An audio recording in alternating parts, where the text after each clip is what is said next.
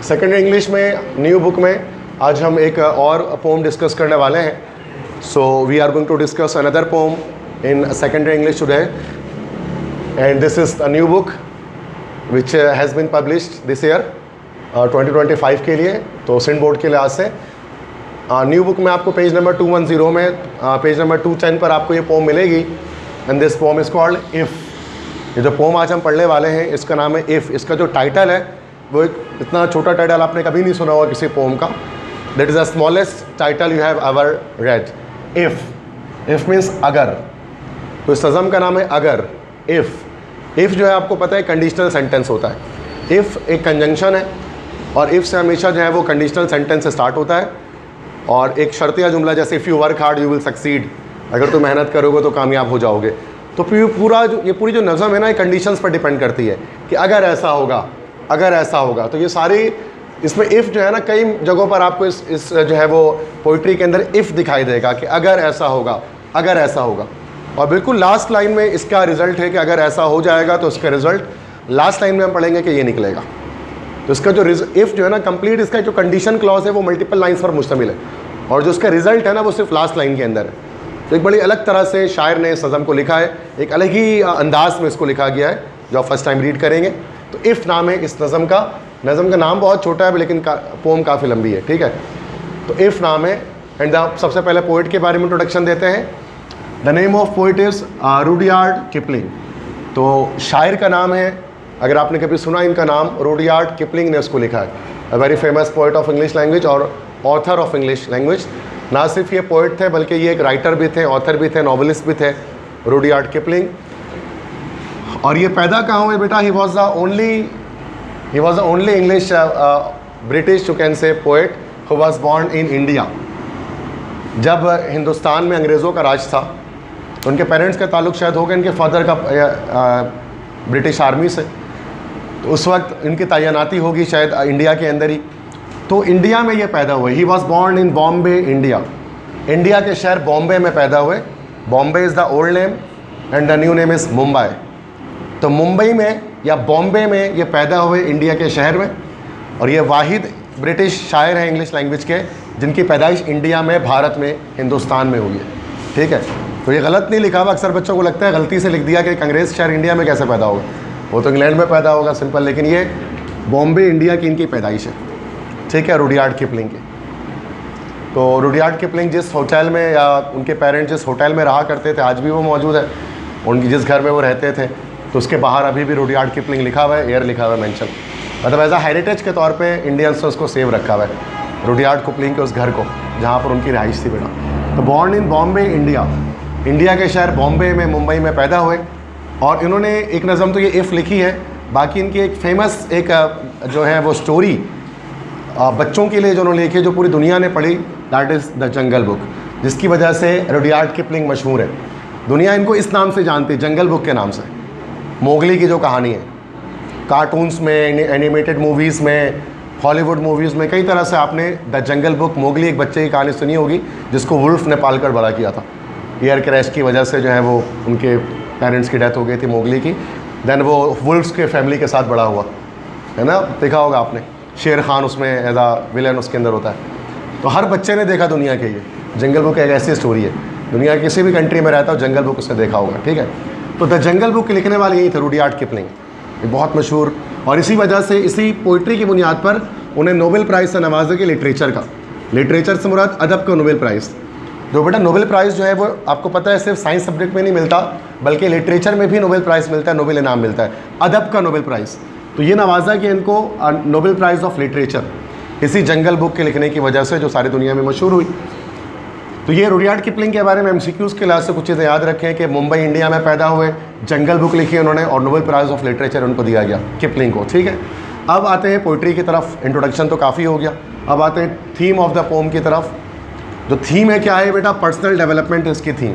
तो नज़म आज हम पढ़ने वाले हैं शख्सी तरक्की, एक इंसान की पर्सनल डेवलपमेंट के बारे में, किस तरह से अपने आप को आप पर्सनली ग्रूम कर सकते हैं, इसके बारे में एक जो है वो एक पोइट्री है बेटा। How to be a great man, एक अजीम इंसान कैसे बनता है। अगर if you want to be a great man, if you want to a great person, then what you have to do. तो कौन सी कैरेक्टरिस्टिक्स और कौन से एट्रीब्यूट्स आपके अंदर होने चाहिए in order to become a great man, तो ये इसके अंदर बताया गया है। An advice of a father to son, और ये असल में एक एडवाइस है, एक नसीहत है एक बाप की बेटे को।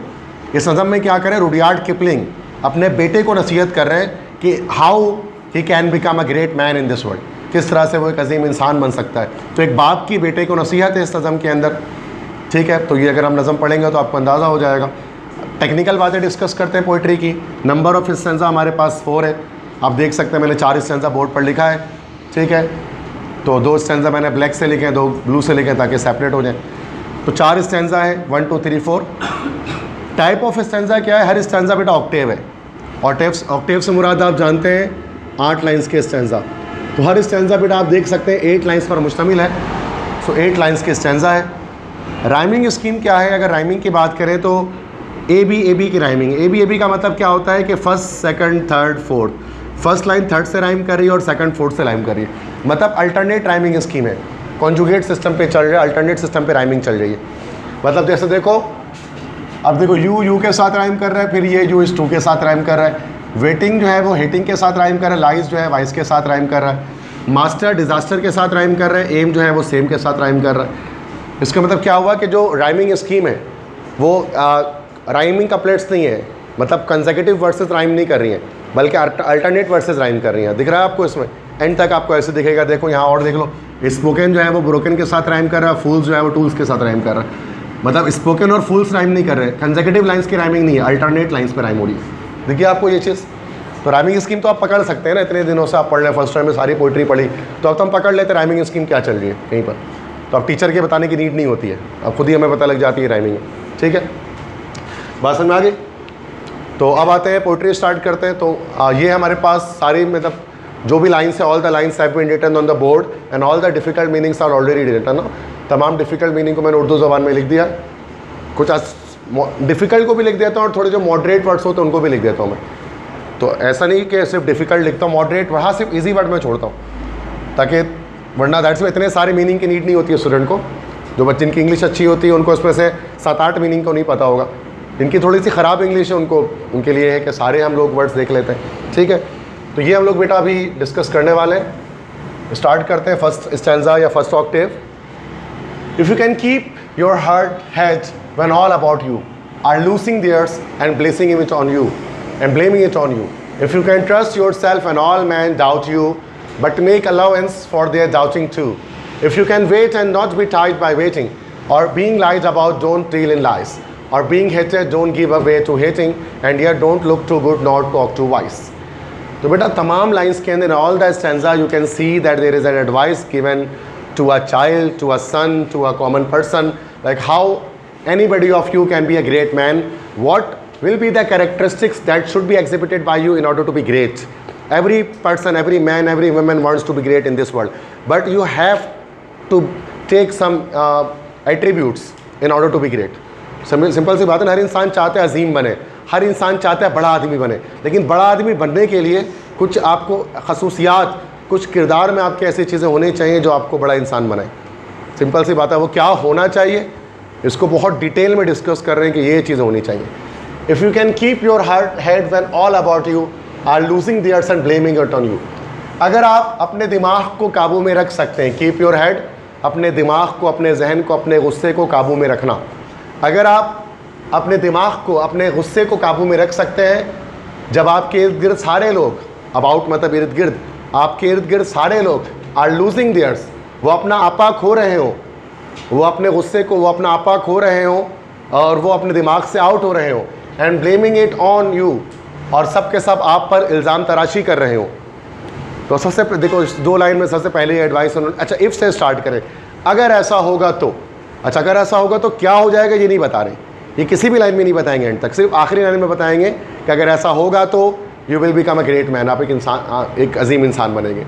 तो खुद ही बेटा इमेजिन करना है कि इसका जो रिज़ल्ट है, रिज़ल्ट वो आखिरी लाइन में बता रहे, लेकिन हम उसका वेट नहीं करेंगे तो क्या समझ ही में नहीं आएगा, बोरियत हो जाएगी। ऐसा तो इतना कंडीशन आएगा, रिज़ल्ट तो आ ही नहीं रहा। तो आप खुद ही जहन में सोचेंगे कि अगर ऐसा होगा तो आप एक जो है अजीम इंसान बनेंगे। If you can keep your head when all about you are losing theirs and blaming it on you, अगर आप अपने जहन पर, अपने गुस्से पर काबू रखेंगे जबकि आपके इर्द गिर्द के लोग अपना आपा खो रहे हो और आप पर इल्ज़ाम दे रहे हो, तो आप एक अजीम इंसान बनेंगे। मिसाल के तौर पे लाइक हम इस तरह से कह सकते हैं, आप बाइक चलाते हुए जा रहे हो और बाइक की टक्कर हो गई किसी तरह से, और दो बाइक की टक्कर हो गई, two bikes collide with each other. अब उस पर क्या होता है, जाहिर सी बात है कि सामने वाला जो है वो शदीद गुस्से में आ जाता है, वो आपा खो देता है कि गलती तुम्हारी है और तुमने ऐसा किया है। जबकि आप अजीम इंसान कब बनेंगे, जब आप अपने गुस्से पर काबू रखेंगे, जबकि सामने वाला आपको ब्लेम दे रहा हो कि गलती आपकी है, आपकी है। अगर आप उल्टा उससे लड़ना शुरू कर देंगे गलती तुम्हारी है, तो एक आप में और आम इंसान में, एक अजीम इंसान और आम इंसान में कोई फ़र्क नहीं रहेगा।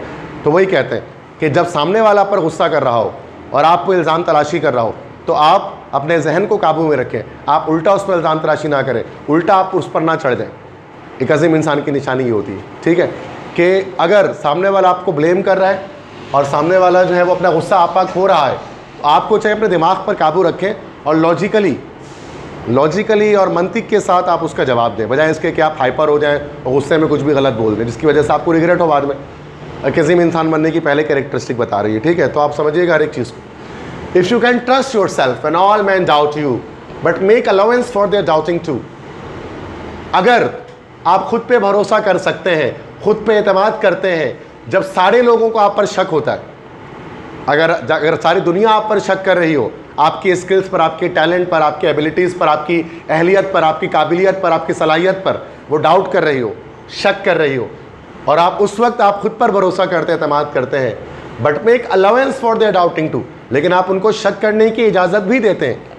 मतलब सामने वाले को आप कुछ बुरा भला नहीं कहते हैं, कोई आपके स्किल्स पर शक कर रहा है उसको शक करने देते हैं, लेकिन अपने आप पर अगर आप पूरा भरोसा रखते हैं कि मैं ये काम कर लूँगा भले सामने वाला कुछ भी बोलता रहे, तो आप एक अजीम इंसान बनते हैं, ठीक है। बजाय इसके कि आप सामने वाला शक कर रहे हो तो आप अपना आपा खो दें उसके ऊपर कि तुम मेरी कैपेबिलिटीज़ पर शक कर रहे हो, आप अपने एक्शन से उसको शो करो कि मैं ये काम करने के काबिल हो, बजाय इसके कि मुंह से बोलने के कि मैं ये कर सकता हूँ।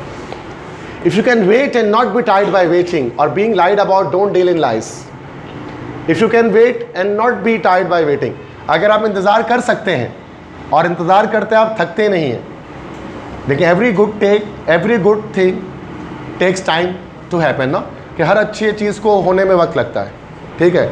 तो जल्दबाजी तो नहीं करनी चाहिए। वही कह रहे हैं कि अगर आप इंतज़ार कर सकते हैं और इंतज़ार कर करके थकते नहीं हैं और किसी भी चीज़ के लिए वेट कर सकते हैं आप, और being lied about, don't deal in lies, और अगर आपके बारे में लोग झूठी बातें कर रहे हो, आपके बारे में लोग गलत बोल रहे हो, लोग झूठी बातें कर रहे हो, डोंट डील इन लाइज, तो आप इन झूठी बातों में ना पड़ें, मतलब उनको अपने जहन में हिस्सा ना दें, उनको भाव ना दें। कोई आपके बारे में अफवाहें उड़ा रहा है, र्यूमर फैला रहा है, आपकी पीठ पीछे कुछ बोल रहा है, तो आप डोंट डील इन लाइज, तो आप लाइज पर डील ना करें, आप झूठों के साथ डील मत करें, मतलब उस झूठ के पीछे ना पड़ें, उसको जहन का पार्ट ना बनाएं। और being hated, don't give way to hating, या फिर अगर लोग आपसे नफरत कर रहे हो और लोग आपसे नफरत कर रहे हो तो don't give way to hating, तो आप अपने दिल में नफरत को रास्ता ना दें।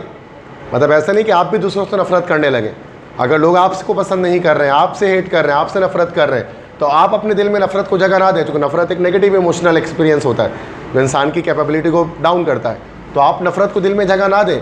And yet don't look too good, not talk too wise, और फिर भी ना ही बहुत अच्छा दिखे, नॉट टॉक टू वाइस, और ना ही बहुत ज़्यादा अक्लमंदी वाली बातें करें, ना ही बहुत ज़्यादा अच्छा दिखने की कोशिश करें, मतलब बहुत ज़्यादा सामने वाले को अच्छा दिखने की कोशिश करें, और ना ही बहुत ज़्यादा अक्लमंदी की बातें करें।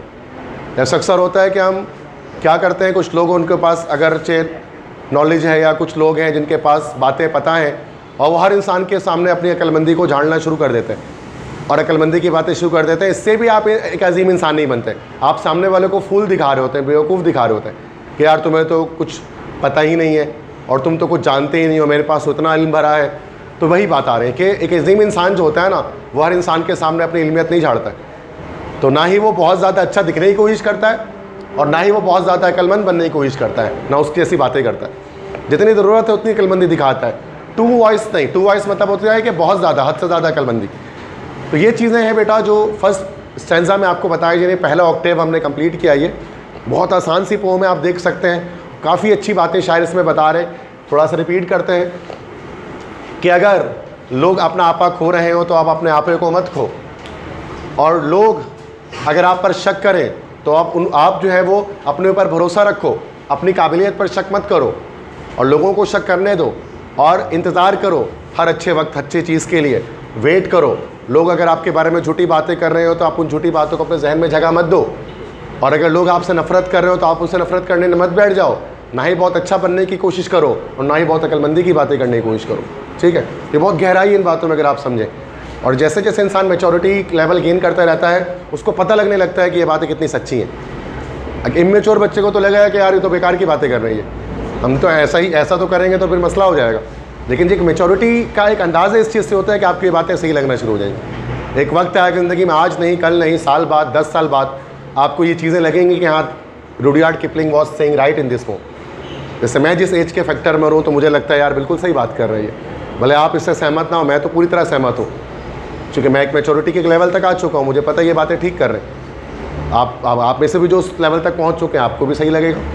तो ये मतलब टाइम लगता है इन चीज़ों को समझने में ना। आपको लग रहा है ये क्या बात हो गई सर, उसने गाड़ी ठोक दी तो मैं तो उसको रख के जड़ दूंगा, 2 हाथ मार दूंगा उसको मैं कैसे, तो बेवकूफ़ी की बात कर रहे हैं कि सामने वाला गाड़ी ठोक दे, अपने दिमाग को क्यों रखे भाई, हम उसको नहीं उल्टा जाके। कुछ लोगों को लगता है यही मैच्योरिटी है, और जो नहीं मार रहा है, जो गुस्से पे काबू लगा, बेवकूफ़ है। तो ये इमेच्योरिटी इसी को कहा जाता है, जब आप चीज़ों को नहीं समझते कि राइट क्या रॉन्ग क्या है, और उसके बीच का फ़र्क आप नहीं समझते, ठीक है। सेकंड स्टैंजा की बात करते हैं।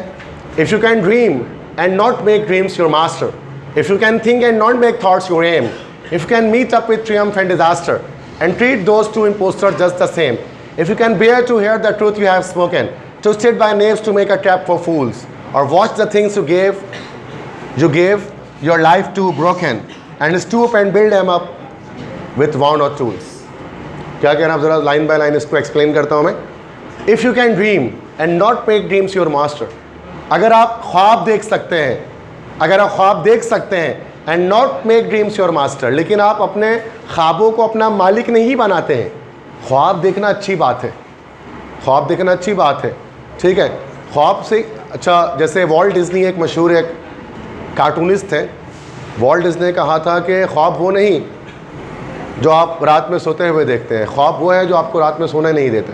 तो dreams are something else. Dreams क्या है भाई, ख्वाब किसे कहते हैं, मीन्स कि यहाँ पर आपका मकसद। ख्वाब देखना अच्छी बात है, इफ़ यू कैन ड्रीम, अगर आप ख्वाब देख सकते हैं, and not make dreams your master, लेकिन ख्वाब को अपना मालिक नहीं बनाते। कुछ लोग होते हैं ख्वाब ही देखते रहते हैं, सिर्फ दिन में सुहाने ख्वाब ही देखते रहते हैं, ज़िंदगी इसी में गुजार देते हैं, और प्रैक्टिकल इम्प्लीमेंटेशन कुछ भी नहीं करते। तो ऐसा इंसान अजीम इंसान कभी नहीं बनता जो सिर्फ ख्वाब ही ख्वाब देख रहा है। ख्वाब देखने के साथ जाहिर सी बात है ना कि आपको प्रैक्टिकल इम्प्लीमेंटेशन ज़रूरी है।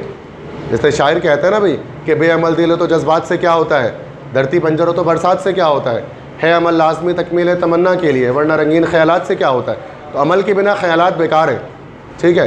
तो अमल ज़रूरी है। तो इसी चीज़ को बता रहे, अगर आप ड्रीम देख सकते हैं, आप ख्वाब देख सकते हैं, लेकिन आप ख्वाब को अपना मास्टर नहीं बनाते, अपना मालिक नहीं बनाते। ऐसा नहीं कि दिन भर ख्वाब देख रहे हैं। If you can think and not make thoughts your aim, अगर आप सोच सकते हैं, अगर आप सोचते हैं लेकिन सोच को, ख्यालात को ही अपना मकसद नहीं बनाते। सोचना भी अच्छी बात है, लेकिन ओवर थिंकिंग करना कि इंसान ख्यालात को ही अपना मास्टर, अपना आका, अपना मकसद बना ले, सोचते ही चला जाए, तो ये भी एक बहुत नेगेटिव जाता है इंसान की ज़िंदगी में। ओवर थिंकिंग करना किसी भी चीज़ के बारे में, तो कभी ऐसा इंसान अजीम नहीं बन सकता जो ओवर थिंकिंग करता है। If you can meet with triumph and disaster, अगर आप मुलाकात करते हैं, अगर आप मिलते हैं, क्या भाई ट्रियम्फ एंड डिजास्टर, ट्रियम्फ मतलब जीत, डिजास्टर मतलब हार। अगर आपको जीत मिलती है और हार मिलती है, कभी ऐसा होता है आप जीत जाते हैं, ट्रियम्फ विक्ट्री जीत, डिजास्टर वैसे तबाही किसके मतलब होता है, यहाँ पर डिजास्टर मतलब डिफीट हार, एक मेटाफोर यूज़ किया जा रहा है, सहारा यूज़ किया जा रहा है कि अगर आप मिल सकते हैं जीत और हार से, ज़िंदगी में आपकी जीत होती है, ज़िंदगी में आपके हार होती है। And treat those two impostors just the same, impostor कहते हैं बहरूपिया, जो डिस्कस करके आते हैं, रूप बदल के आते हैं, बहरूपिया इम्पोस्टर। और आप इन दोनों इम्पोस्टर्स को एक ही तरह से ट्रीट करते हैं, एक ही तरह से इनके साथ सलूक करते हैं। मतलब आपको ये पता होता है कि जीत और हार ये दो एक ही सिक्के के दो अलग पहलू हैं, जो हमने फर्स्ट ईयर में पढ़ा था, ठीक है ना। एक ही सिक्के के दो अलग अलग पहलू हैं, ये जीत और हार जो है, ये बहरूपिये हैं, रूप बदल कर आते हैं। तो कह रहे हैं कि जीत और हार इनको आप एक ही तरह से अगर ट्रीट करते हैं तो आप अजीम इंसान बनते हैं। मीन्स आपको पता होना चाहिए कि अगर कभी इंसान जीत रहा है तो कभी हारेगा भी। आप हमेशा जीत नहीं सकते, आप हर मैदान में जीत नहीं सकते, आप हर बारी में जीत नहीं सकते, कभी कभार हार भी होती है। Sometimes you loss, sometimes you get defeated. और ये अगर आप एक्सेप्ट करते हैं तो आप एक अजीम इंसान हैं। तो ये अगर आपकी मुलाकात होती है जीत और हार से, और आप इन दोनों बहरूपियों को एक ही तरह से ट्रीट करते हैं, जीत को भी वैसे ही लेते हैं जैसे हार को लेते हैं, तो आप अजीम इंसान बनते हैं। ऐसे नहीं कि हार गए तो डिस्पेयर हो गए, मायूस हो गए, ट्रॉमा में चले गए, परेशान हो गए, अपने आप को लूज़र कंसिडर करने लग गए। ये गलत है, ऐसा इंसान अजीम कभी नहीं बनेगा। जीत हार ज़िंदगी का पार्ट है, इंसान जीतता हारता है, ठीक है। If you can bear to hear the truth you have spoken, twisted by knaves to make a trap for fools. If you can bear, अगर आप बर्दाश्त कर सकते हैं, to hear the truth you have spoken, कि जो सच आपने बोला है, ट्विस्टेड बाय नेव्स, आपके दुश्मन उसको बदल देते हैं, तब्दील कर देते हैं, to make a trap for fools, ताकि बेवकूफ़ उस जाल में फंस जाएं। कबार क्या होता है कि आप सच्ची बात किसी से कहते हैं, एक सच्ची बात किसी को बताते हैं और पूरे दिल से एक बात बताते हैं, वो शख्स किसी दूसरे के पास जाकर आपके अल्फाज को बदल के बयान कर देता है। इससे जो बेवकूफ़ होता है उसको लगता है वाकई में ये बात आपने बोली है, और वो आपके साथ उसकी एक दुश्मनी हो जाती है। तो ऐसा होता है अक्सर कि अगर आप बर्दाश्त कर सकते हैं ये चीज़ कि जो सच आपने बोला है वो सच को दुश्मन बदल कर पेश करे सामने वाले को, जिससे आप जाल में फंस जाएं, तो अगर आप ऐसा बर्दाश्त कर सकते हैं तो आप अजीम इंसान बनते हैं। मतलब कुछ लोग होते हैं ना, वो डिप्लोमेटिक टाइप के होते हैं। डिप्लोमेसी का क्या मतलब होता है कि वो जो है ना सच नहीं बोलते, मतलब वो सामने वाले को देखकर सच और झूठ का फैसला करते हैं कि उसको क्या बोलना है, और उसके ऐसे मैनिपुलेशन करते हैं, मैनिपुलेट करते हैं, यार कोई करता है।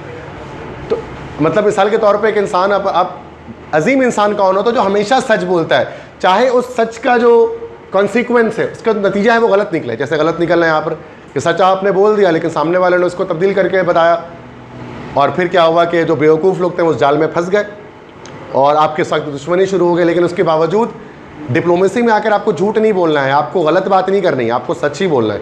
अगर आप ऐसा सच बोलना बर्दाश्त करते हैं जिससे लोग आपके दुश्मन हो जाएं, तो आप एक अजीम इंसान बनते हैं। और अगर आप सबको खुश करना चाहेंगे झूठ बोलकर, तो एक ग्रेट मैन आप कभी नहीं बनेंगे। अजीम इंसान बनने के लिए हक गोई, सदाकत बहुत ज़रूरी है, सच बोलना बहुत ज़रूरी है। झूठ बोलने वाला कभी इंसान अजीम नहीं बनता, याद रखिएगा, ठीक है। वक्ती तौर पर उसको फ़ायदा मिल जाएगा, चंद रुपयों का, चंद पैसों का, कुछ चीज़ों का, मशहूरियत का, लेकिन at the end of the day वो अजीम इंसान नहीं बनेगा, ये याद रखिएगा इस चीज़ को। और सच इंसान जिसने बोला, हक गोई जिसने की, वही इंसान दुनिया में अजीम बना, याद रखिएगा। और watch the things you gave your life to broken and stoop and build M up with von और टूल। और आप देखते हैं चीज़ों को, जिन चीज़ों को आपने सारी ज़िंदगी दी, वो टूट फूटती जा रही हैं, वो टूटती जा रही हैं। कभी कभार आप देखते हैं कि जिन चीज़ों के लिए आपने सारी ज़िंदगी लगा दी, वो चीज़ें टूटती चली जा रही हैं। And stoop and build M up with von और टूल्स, और आप झुकें और बिल्ड एम अप, एम मतलब दैम, बिल्ड एम अप, उनको दोबारा से बनाएं विथ वॉन और टूल्स, उन ख़राब औजार से, उन ख़राब इंस्ट्रूमेंट की मदद से जो टूट चुके हैं। मतलब समटाइम ऐसा होता है कि आपकी ज़िंदगी में क्या होता है, जो चीज़ें हैं, जिन चीज़ों के लिए आपने पूरा वक्त दिया होता है, वो चीज़ें टूट फूट का शिकार हो जाती हैं। जिसको आपने पूरा एक चीज़ को, एक काम को, एक टास्क को आपने पूरा टाइम दिया होता है, और वो टूट फूट का शिकार हो जाते हैं। तो कहते हैं कि इस सूरत में क्या करें, आप जो है वो डिस्पेयर ना हो जाए, मायूस ना हो जाए, डिप्रेशन, स्ट्रेस, एंग्जाइटी में ना पड़े, बल्कि क्या करें, आप झुके, उन टुकड़ों को दोबारा से जोड़ें, दोबारा से बनाएं, और एक न्यू बिगिनिंग, एक नई शुरुआत करें, बजाय उसके कि आप मायूसी करें। एक अजीम इंसान लोग कई बार फेल हुए, उसके बाद जाकर उनको एक सही चीज़ मिली। एडिसन कहते हैं, थॉमस एल्वा एडिसन, जिन्होंने लाइट बल्ब, इलेक्ट्रिक बल्ब ईजाद किया, तो उन्होंने कहते हैं, I perform 1000 experiments and in 999 experiments I have failed, कि मैंने बल्ब को बनाने के लिए 1000 तजुर्बात किए। टंगस्टन फिलामेंट की जगह कई तरह का फिलामेंट जो है वो इनकैंडेसेंट लैम्प के अंदर उन्होंने लगाए। तो वो कह रहे हैं कि मतलब 999 एक्सपेरिमेंट जो थे मेरे नाकाम हुए, लेकिन जो एक्सपेरिमेंट नंबर 1000 मेरा था वो मेरा कामयाब हुआ, और मैं बल्ब बनाकर दुनिया को रोशन कर पाया। तो एक इंसान स्क्रैच से शुरू करता है, उसको हार नहीं मानता अजीम इंसान, तभी एडिसन एक ग्रेट पर्सन बने। हर बच्चे को क्लास में उसका नाम पता है, थॉमस एल्वा एडिसन का, जिसने बल्ब बनाया। तो कहने का मकसद है कि अजीम इंसान ऐसे ही बनता है कि अगर उसके पास से चीज़ें छिन गई हैं, टूट फूट गई हैं, तब वो उन चीज़ों से दोबारा से एक नई शुरुआत करे। समझ में आ गई बात?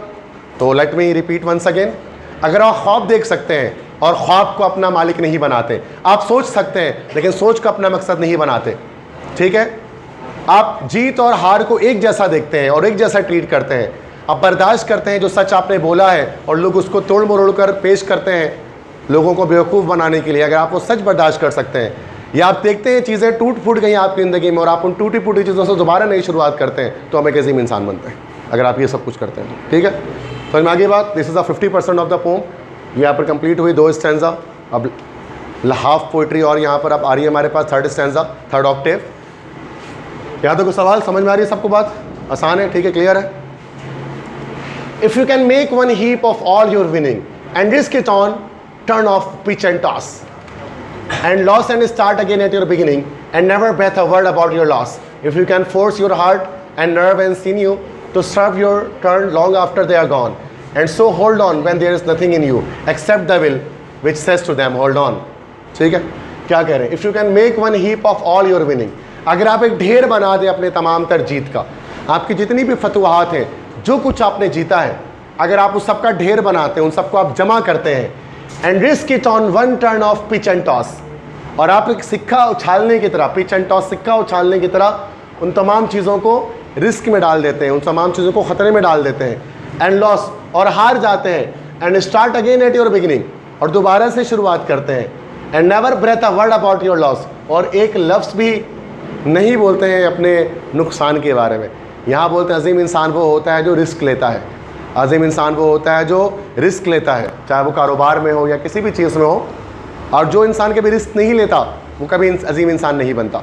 बड़े बड़े आप लोग देख सकते हैं, बिल गेट्स हैं या फिर स्टीव जॉब्स हैं, मार्क जुकरबर्ग हैं, एलोन मस्क हैं, ये सब लोगों ने ज़िंदगी में कभी रिस्क लिया और रिस्क लेकर शुरुआत की। और रिस्क नहीं लेते हैं और सोचते नहीं यार सैलरी वर्कर बन के जीना है, तो बड़ा मसला हो जाएगा। जैसे कारोबार जब इंसान करता है तो रिस्क लेता है, तो वही कह रहे जो कुछ आपने ज़िंदगी में कमाया उन सब का ढेर लगाएं और उन सबको रिस्क में डाल दें। ऐसा रिस्क जैसे सिक्का उछालने वाली रिस्क होता है ना, कि चांद आएगा कि फूल आएगा, कोई एक आ सकता है उसमें से, हेड एंड टेल में से कोई एक आ सकता है। तो पिच एंड टॉस करके आप सिक्का उछालने जैसे उसको रिस्क में डाल दें और हार भी जाए बाद में, और ऐसा लगता है कि हार जाए, सारे पैसे ज़ाया हो जाए, और फिर दोबारा से शुरू करें और कभी एक लफ्ज़ ना बोले अपने नुकसान के बारे में, तो आप अजीम इंसान बनते हैं। मतलब आप एक कारोबार करते हैं, एक कारोबार में पैसा लगाते हैं और वो पैसा मान लेते हैं कारोबार में आपको डूब जाता है और सारा पैसा आप खो देते हैं, तो कहते हैं कि इसका ये मतलब नहीं कि आप अपने नुकसान का रोना पीटते रहें कि मैंने कारोबार किया था, मेरे 10 लाख रुपए, 2 लाख रुपए, 10 लाख रुपए ज़ाया हो गए, ज़िंदगी में अब कभी कारोबार नहीं करूँगा, मैं तो नौकरी ही करूँगा, मैं तो जॉब ही करूँगा, कारोबार में तो पैसा डूब जाता है। नहीं, ये गलत तरीका है। अजीम इंसान बनने के लिए आप दोबारा से बिगिनिंग स्टार्ट करें, दोबारा से आप रिस्क लें, दोबारा से आप बिगिनिंग करें, इन्वेस्टमेंट जमा करें, अगेन आप बिजनेस करें, एक न एक दिन आपको कामयाबी मिलेगी। दुनिया ऐसी चली, दुनिया में अजीम लोग ऐसे ही बने, एक बार से तो नहीं बन गए। आगे कहते हैं if you can force your heart and nerve and sinew to serve your turn long after they are gone and so hold on when there is nothing in you except the will which says to them hold on. अभी बुढ़ापे की बात करें, एक बूढ़े इंसान की बात करें, अगर आप जोर दे सकते हैं अपने दिल पर, अपने एसाब पर, सिन्यू मतलब होता है मसल्स, पट्ठे, अपने पट्ठों पर जोर दे सकते हैं, अगर आप अपने दिल पर, अपने एसाब पर जोर दे सकते हैं, to serve your turn long after they are gone, ताकि आप अपनी बारी में परफॉर्म कर सकें, अगरचे लंबे अरसा हुआ और ये चीज़ें कमज़ोर हो चुकी हैं बुढ़ापे में आने के बाद, एंड सो होल्ड ऑन, और आप डटे रहे मैदान में, when there is nothing in you, जब आप में कुछ ना बचा हो, जब आपकी फिजिकल स्ट्रेंथ पूरी तरह से ख़त्म हो गई हो, जब इंसान बूढ़ा हो गया हो, एक्सेप्ट द विल, सिवाय उस विल के, विल पावर के, उस कुव्वत इरादी के, विल पावर मतलब कुव्वत इरादी, सवाए इस कुव्वत इरादी की विच सेज टू देम, जो कहता है उनसे होल्ड ऑन, डटे रहो, जमे रहो मैदान में। तो यहाँ पर कह रहे हैं कि like for an older person कह रहे हैं, ऐसे एक बूढ़ा इंसान भी ग्रेट बन सकता है। जैसे कि कॉलोनियल सैंडर्स, जो KFC का, जो केंटकी फ्राइड चिकन, KFC के जो फाउंडर थे colonial Sander, when he was 56 years old then he started the first restaurant of KFC in Kentucky USA। तो वो 56 साल की उम्र में उन्होंने पहला रेस्टोरेंट खोला, जब वो बूढ़े हो चुके थे। कोई नहीं 56 साल की उम्र में कोई स्टार्टअप नहीं लेता, क्योंकि बुढ़ापे का है ना, लोग सोचते हैं 25 साल के, 30, 35, 40 साल के होंगे स्टार्टअप करेंगे। ये 56 तो बहुत बड़ी एज थी जब उन्होंने स्टार्ट किया, लेकिन जाहिर सी बात है उसके बाद भी वो अजीम इंसान बने, आज दुनिया जानती है इस ब्रांड को। तो कहने का क्या मकसद है, लाइक कि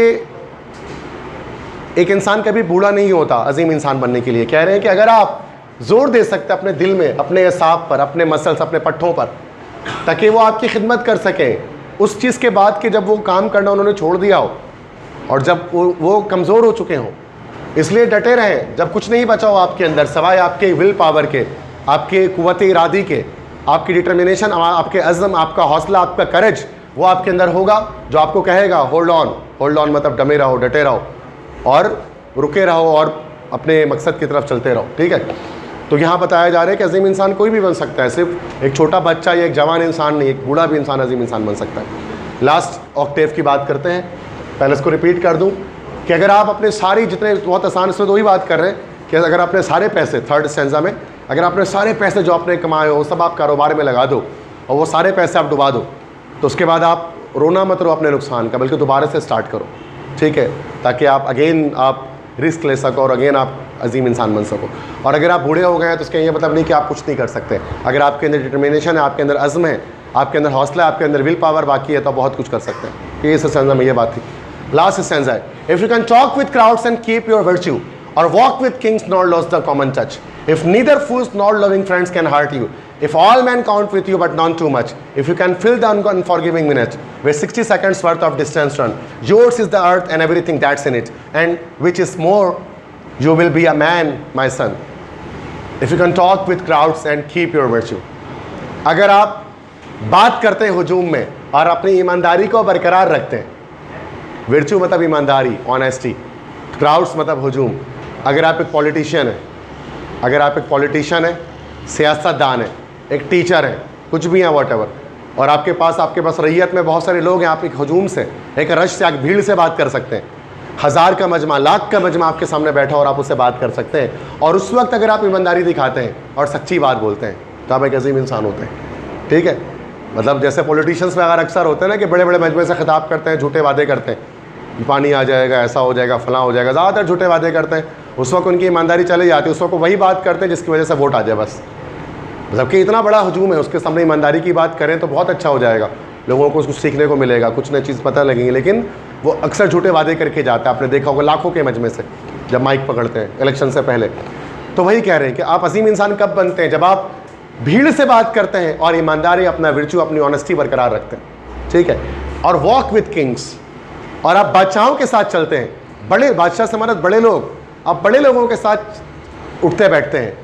nor loss the common touch, लेकिन आम इंसान के टच को आप नहीं भूलते, मतलब आम लोगों के साथ भी टच में आप रहते हैं। मतलब एक इंसान, मतलब आप एक बड़े इंसान हो गए और आप बड़े बादशाहों के साथ, मिनिस्टर्स के साथ घूमते हैं, लेकिन आप छोटे लोग, आप कॉमन लोगों को, आम लोगों को छोड़ते ही नहीं हैं, बल्कि आम लोगों के साथ भी कनेक्ट होते हैं, उनकी मदद करते हैं, उनके काम आते हैं, उनकी बातें सुनते हैं, उनके मसाइल को हल करते हैं, तो आप एक अजीम इंसान बनते हैं। If neither force nor loving friends can hurt you, force दुश्मन, फोर्स कहते हैं दुश्मन को, अगर ना तो दुश्मन ना ही आपके मोहब्बत करने वाले दोस्त आपको नुकसान दे सकें, आपको हर्ट कर सकें, आपको तकलीफ़ दे सकें, अगर ऐसा हो कि आपके दुश्मन ना आपके दोस्त कोई आपको नुकसान ना दे सके। If all man count with you, अगर सारे लोग आप काउंट विथ यू का मतलब क्या होता है, भरोसा करना किसी पर, I am counting on you, मुझे भरोसा है आप पर।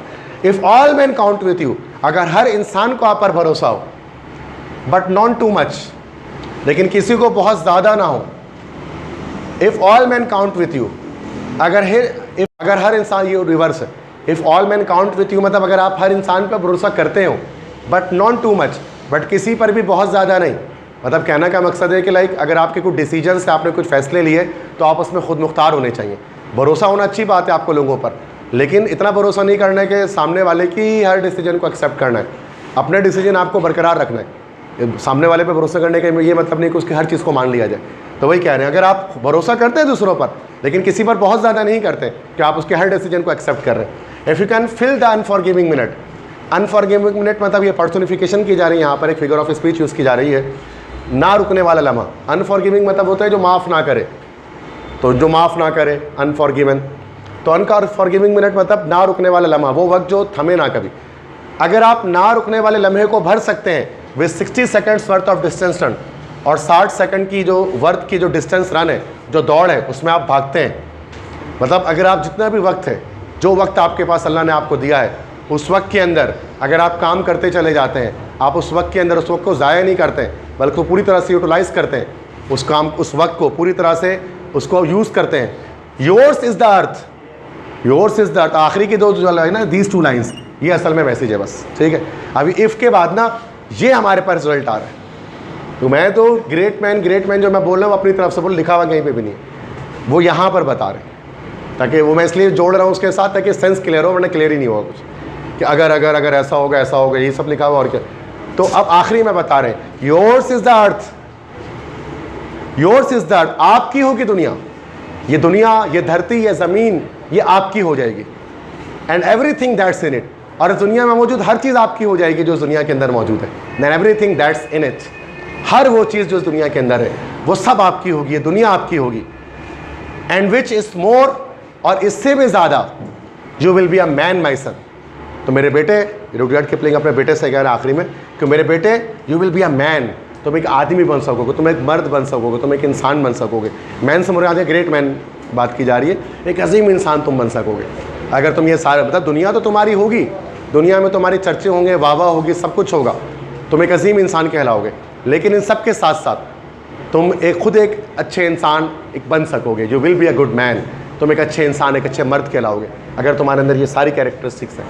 अगर इनमें नहीं है तो ज़ाहिर सी बात, you can not be a great man, आप एक अच्छे इंसान कहलाने के लायक नहीं होगे अगर आप ये कैरेक्टरिस्टिक्स अपने पास नहीं रखते।